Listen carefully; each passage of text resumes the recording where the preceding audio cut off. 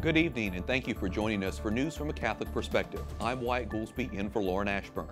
It's been nearly 3 months since President Trump promised the Little Sisters of the Poor that their long ordeal with the contraceptive mandate was over. The president of the U.S. Conference of Catholic Bishops is asking the president why the mandate is still on the books. Correspondent Mark Irons reports from the White House. Good evening, Mark. Good evening, Wyatt. The contraceptive mandate is part of the Affordable Care Act, also known as Obamacare. It forces faith-based employers, including religious nonprofits like EWTN, to cover birth control, abortion-inducing drugs, and sterilization. Cardinal DiNardo is asking the president to follow through on his promise to lift the mandate. President Trump vowed in May that the mandate's days were numbered.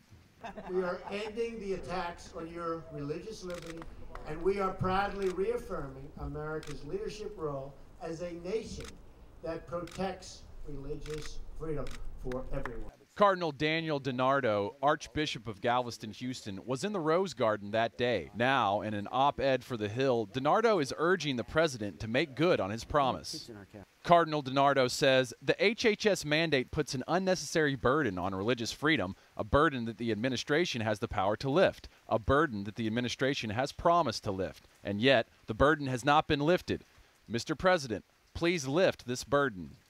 The attorneys who represented the Little Sisters of the Poor in their landmark case against the HHS mandate before the Supreme Court echoed that plea. We've heard the president say that this mandate was wrong and should be over. We've heard the vice president say the same thing. We've heard the secretary of HHS say it. And so it's time for the government's lawyers to get on board, admit this mandate was wrong, and wrap up these cases once and for all.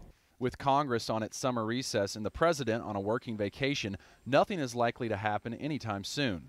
Yet the administration says it is committed to getting rid of Obamacare, which contains the mandate forcing employers to cover birth control and abortion-inducing drugs. This ain't over by a long shot. And President Trump are absolutely committed to keep our promise to the American people. We were not elected to save Obamacare. We were elected to repeal and replace it. A White House spokesperson tells me that the administration is working on revising the mandate. I'm told the president remains committed to protecting religious liberty, but the White House says these things take time to do it right. Wyatt?